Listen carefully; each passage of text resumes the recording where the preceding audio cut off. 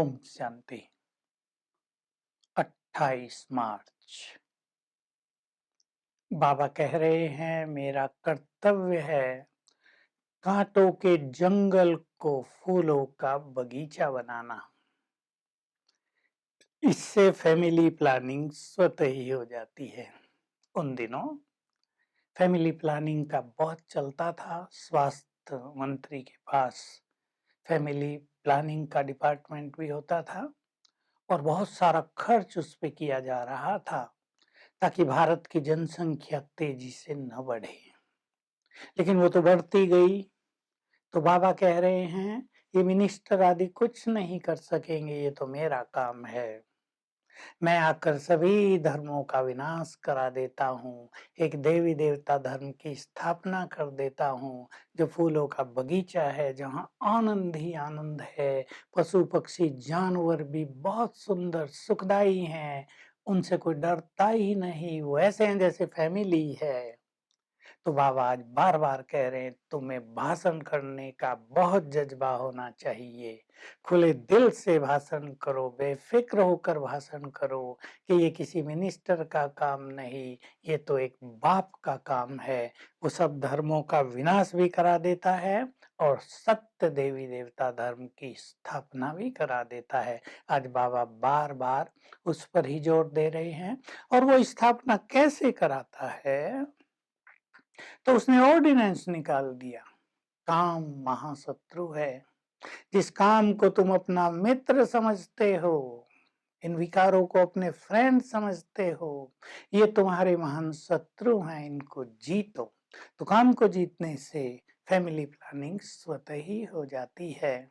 तो बाबा हम सबको बार बार यही समझा रहे हैं, इस काम से तुम्हें हार नहीं माननी है।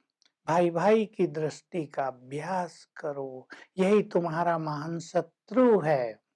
इसको तुम्हें परास्त करना ही है। उसके लिए मैंने तुम्हें ज्ञान दिया है, राजयोग सिखाया है। हम उस चीज को फॉलो करें तो हम विजयी बन जाएंगे। विजय हमारी होनी ही है, ये निश्चित है। सतयुग में तो जैसे कि फूलों की बरसात होती है, पुष्प वर्षा, यानी आनंद ही आनंद, चारों ओर जय जयकार हो जाएगी। तो बाबा कह रहे हैं काम को तुम्हें जीतना है।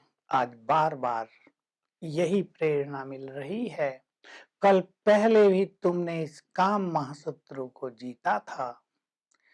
मिनिस्टर आदि भला निर्विकारी दुनिया की स्थापना कैसे करेंगे, क्योंकि वो तो खुद भी पवित्र नहीं है। बाबा अथॉरिटी से बोल रहे ये काम मेरा है, मैं ही विश्व में शांति स्थापित करता हूँ, एक धर्म, एक भाषा, एक राज्य की स्थापना कर देता हूँ। कोई बादशाह बनेंगे, कोई प्रजा, कोई दास दासी। जरूर जिन्होंने अच्छे कर्म किए हैं वो श्रेष्ठ पद पाएंगे। साधारण कर्म करने वालों को साधारण पद मिलेगा। तो हमें योग अभ्यास बहुत ज्यादा बढ़ाना है। मैं पवित्रता का फरिश्ता हूँ, पवित्रता की देवी हूँ, इस पर बहुत ध्यान देना है। अमृत वेले उठते ही, जबकि एकांत होता है, एकांत में हमें स्वयं से बातें करनी है। इन विकारों में तो हम जन्म जन्म रहे हैं, अब एक जन्म हमें भगवान की बात मानकर पवित्र अवश्य बनना है। इस मार्ग में कठिनाइयां तो हैं। पति पत्नी में से एक ज्ञान में चले तो दूसरा कठिनाई पैदा करता है। लेकिन हम एक दूसरे को अपना मित्र बना सकते हैं, पर काम को अपना मित्र नहीं बनाना चाहिए। बहुत सुंदर बात है वरदान में, बालक सो मालिक हो तुम, स्वराज्य अधिकारी बनो। हम बाबा के बालक बन गए, बच्चे बन गए। बच्चे बन गए तो उसके अधिकारी हो गए। जो कुछ उसका है वो सब मेरा है। ध्यान दें इस बात पर। उसकी संपूर्ण शांति मेरी है, उसकी समस्त शक्तियां मेरी हैं, उसके द्वारा प्राप्त वरदान मेरे हैं, संपूर्ण ज्ञान पर भी मेरा अधिकार है। सुख देने आया है, वो सुखों का सागर है, उसके सुखों पर भी मेरा अधिकार है। अगर हम इस अधिकार की फीलिंग में रहेंगे, तो स्वराज्य अधिकारी बन जाएंगे। अर्थात हमारा स्वयं पर, मन बुद्धि पर, कर्मेंद्रियों पर शासन हो जाएगा। कर्मेंद्रियां मनुष्य को हराती हैं, कर्मेंद्रियों के आकर्षण मनुष्य को खींचकर अपनी दलदल में फंसा देते हैं, परंतु हमें स्वराज्य अधिकारी बनना है। मैं आत्मा भ्रकुटी सिंहासन पर विराजमान हूँ, मालिक हूँ। तो बच्चे भी हैं और मालिक भी हैं। वैसे भी तो बच्चे मालिक ही होते हैं। अब स्पिरिचुअल रूप से, अलौकिक रूप से हमें इस गुड फीलिंग को बहुत बढ़ाना है। इस फीलिंग को बढ़ाने से अनेक धारणाएं बिल्कुल सरल हो जाएंगी। हमें परमात्म मिलन के खुशी के झूले में झूलते रहना है। ये हमारे श्रेष्ठ भाग्य की निशानी होगी। सभी अपने से पूछें, भगवान मिला अर्थात सब कुछ मिला, क्या इस मिलन की खुशी हमें ऐसा अनुभव कराती है हम खुशी के झूले में झूल रहे हैं? रोज याद किया करें, प्रभु मिलन हुआ है जो कभी स्वप्न में भी नहीं सोचा था। कहां से हम उतरते उतरते नीचे आए, हमें पता ही नहीं था कि अंत के समय भगवान से हमारा मिलन हो जाएगा। तो इस मिलन की बहुत हमें खुशी रहेगी, तो हमारे मस्तक पर भाग्य का सितारा चमकता रहेगा।